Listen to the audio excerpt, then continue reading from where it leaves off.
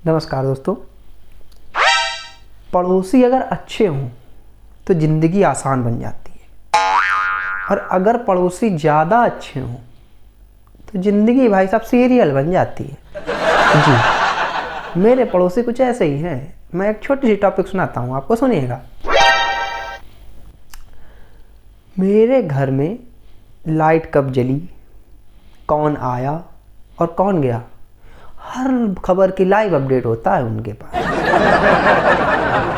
तो मान लीजिए अगर मैं सुबह लेट उठा सोकर, तो पड़ोस वाली आंटी आके पूछती हैं कि बेटा छुट्टी है क्या। मतलब कोई सवाल नहीं, सीधे आपकी जांच पड़ताल चालू हो गई। कौन है ये लोग, और कहाँ से आते हर हैं? मोहल्ले में एक अंकल ऐसे जरूर मिलेंगे जिन्हें हर बात की खबर होती है। मतलब हर चीज़ का उनसे ज्ञान ले लीजिए आप, बिजली के बिल से लेके शेयर मार्केट तक का, सारी एडवाइस फ्री। और फिर कहते हैं मैं तो बस सिर्फ बता रहा था। और मेन मुद्दा तब आता है जब बच्चों के रिजल्ट निकलने होते हैं। अगर चिंटू भाई साहब 80 नंबर लेके आया होगा तो जरूरी है कि मिश्रा जी का लौंडा 81 नंबर लेके जरूर आया होगा। बात तो सही है। क्योंकि वो एक नंबर ही तो पूरे मोहल्ले में चर्चा की विषय बनेगा ना, और वही एक नंबर लौंडे की जिंदगी बर्बाद कर देता, पूरे मोहल्ले में ताना सुना सुना के। तो अगर आप मेहनत तो कर लिया आपने, लेकिन अगर उस एक लौंडे से फेल हो गए आप, जिंदगी भर मोहल्ले वाले ताना मारते हैं। कोई काम नहीं उनके पास।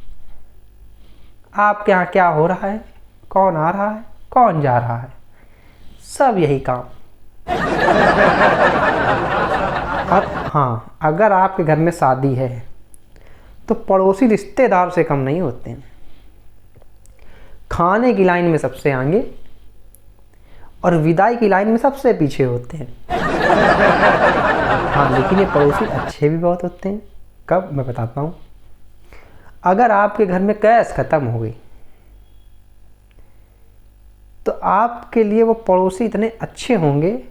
हाँ, लेकिन उसके लिए एक शर्त होती है कि आपके घर में क्या पक रहा है ये पूरे मोहल्ले को पता चल जाता है। क्योंकि इसके बिना तो बिल्कुल खाना ही बेकार हो जाता है आपका। अगर आप गए हैं किसी के घर में तो आप बताना तो पड़ेगा कि बहन जी क्या बना रही हो। ये तो क्वेश्चन बिना पूछे कोई देता ही नहीं है। तो आपके घर में क्या पक रहा है ये पूरा मोहल्ला जान जाएगा आप। और मान लीजिए जैसे कभी अगर आपका मूड ऑफ होता है और आप बिल्कुल शांत से बिल्कुल बैठे हुए हैं, तो उतने में ही कोई आएगा, और बेटा कैसे हो। फिर समझ में आ जाता है अब शांति बिल्कुल खत्म हो चुकी लाइफ से। क्योंकि ये लोग शांति से कभी बैठने नहीं देते हैं। इन लोग को टॉर्चर करने की आदत होती है, उंगली करने की, और कोई काम नहीं इनके पास।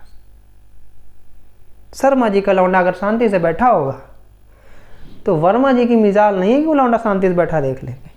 समझ रहे हो आप? उसके पास जाकर जरूर पूछेंगे बेटा क्या हुआ। अरे अब आपको क्या बताए कि वो क्या हो गया। बेचारी गर्लफ्रेंड धोखा दे के चली गई, बताओ आप क्या मिलवा दोगे उससे। लेकिन बताओ तो रहे हैं, क्या ही कर सकते हो आप। और जब तक उंगली ना कर लेना तो उनके पेट का खाना नहीं हजम होता।